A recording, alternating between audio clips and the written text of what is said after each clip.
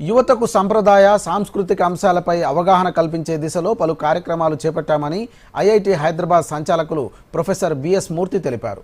హైదరాబాద్ వేదికగా ఈ నెల 26 నుంచి మొదలు కానున్న ఈ ఉత్సవాలకు దేశంలోని పలు ప్రాంతాల నుంచి విద్యార్థులు హాజరవుతారని చెప్పారు. జాతీయ కళలు, సాంస్కృతిక కార్యక్రమాలపై ప్రతి ఏటా విద్యార్థులకు వివిధ అంశాలపై పలు కార్యక్రమాలు చేపట్టామని అన్నారు. స్పిక్మిక్ పేరుతో జరిగే ఇందులో అనేక మంది విద్యార్థులు పాల్గొంటారని అన్నారు. వివిధ రాష్ట్రాల నుంచి ప్రాంతీయ కళలను ఇక్కడ ప్రదర్శించే అవకాశం ఉందని అన్నారు.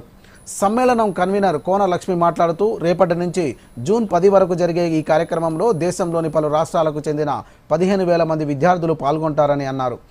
వారి సంస్కృతి సంప్రదాయాలకు సంబంధించిన పలు అంశాల ప్రదర్శనతో పాటు అనేక కార్యక్రమాలు ఉంటాయని చెప్పారు. గత 48 సంవత్సరాలుగా ఈ సమ్మేళనం నిర్వహిస్తున్నామని వెల్లడించారు. ఈ సమ్మేళనానికి 1,500 మంది విద్యార్థులు మొత్తం భారతదేశంలోని చాలా స్కూళ్ళ నుంచి, కాలేజీ నుంచి స్కూల్ టీచర్లు, విద్యార్థులు ఈ సమ్మేళనంలో పాల్గొంటారు.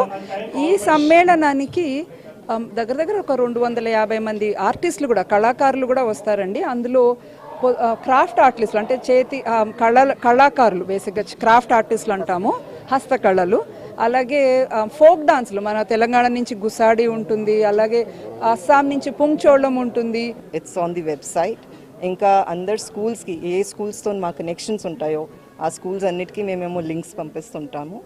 అండ్ రిజిస్ట్రేషన్ అందులో చేసిన తర్వాత కొన్ని ప్రాసెసెస్ ఉంటాయి, అంటే వాళ్ళు ఎలిజిబులా కాదా అనేసి